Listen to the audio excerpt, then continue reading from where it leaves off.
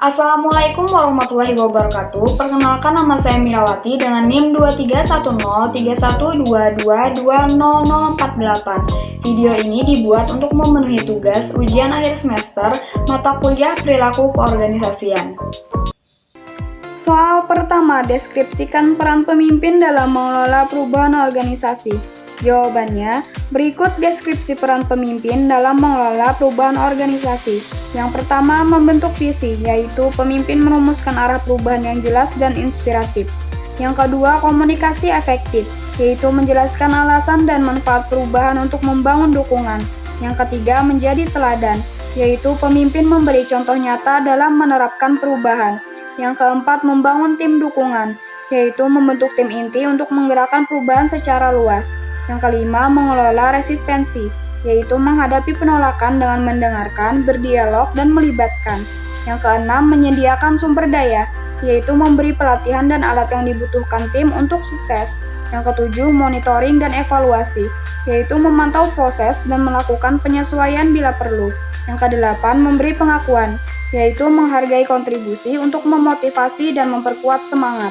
Pemimpin berperan sebagai pengarah, penggerak, dan pendukung utama dalam proses perubahan organisasi. Soal kedua, apa perbedaan antara spesialisasi pekerjaan dan job enlargement? Jelaskan contohnya. Jawabannya, spesialisasi pekerjaan. Spesialisasi pekerjaan adalah kondisi di mana seseorang hanya fokus pada satu jenis tugas tertentu. Tujuan utamanya adalah untuk meningkatkan efisiensi dan keahlian dalam tugas tersebut. Dengan semakin sering melakukan tugas yang sama, seseorang akan menjadi lebih cepat dan ahli dalam bidang itu. Namun, kelemahannya adalah pekerjaan bisa menjadi monoton dan membosankan jika dilakukan terus-menerus tanpa variasi. Contohnya, seorang operator di pabrik hanya bertugas memasang baut pada produk yang sama selama jam kerja. Job enlargement. Job enlargement adalah perluasan tugas dalam suatu pekerjaan untuk memberikan variasi. Dalam hal ini, pekerja diberi beberapa jenis tugas yang berbeda, namun masih berada pada tingkat tanggung jawab yang sama.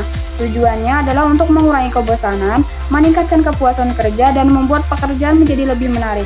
Contohnya, seorang karyawan administrasi yang awalnya hanya mencatat data keuangan, kini juga diberi tugas mengelola jadwal rapat dan menerima telepon masuk.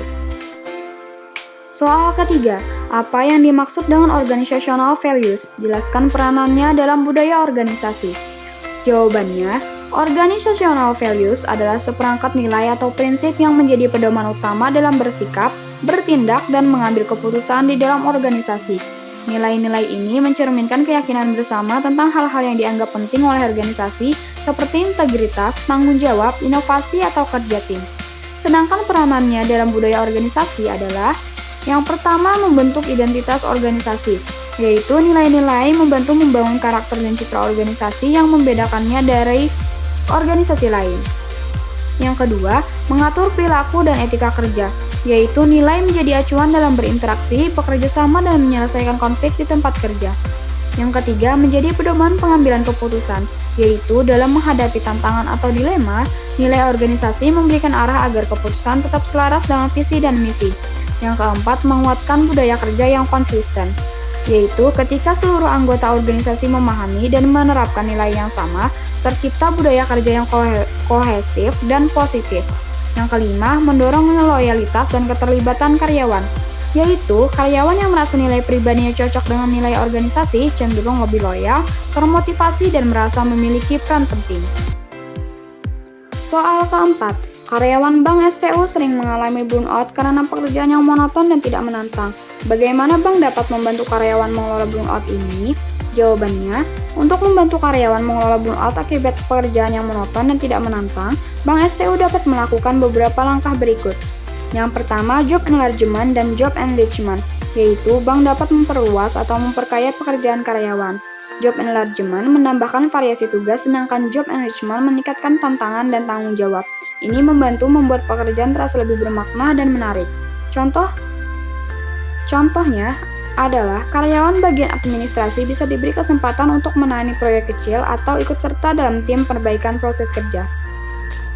Yang kedua, rotasi pekerjaan atau job rotation, yaitu memindahkan karyawan ke posisi atau unit yang berbeda secara berkala dapat mengurangi kejenuhan, meningkatkan keterampilan, dan membuat pekerjaan lebih dinamis.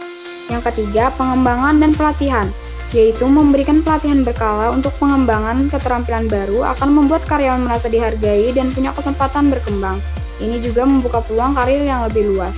Yang keempat, program kesejahteraan dan keseimbangan kerja hidup, yaitu menyediakan fasilitas seperti konseling, uang relaksasi, jam kerja fleksibel, atau cuti tambahan untuk pemulihan mental akan sangat membantu mengurangi tekanan kerja. Yang kelima, pemberian penghargaan dan pengakuan, yaitu karyawan yang merasa pekerjaan diakui dan dihargai akan lebih termotivasi.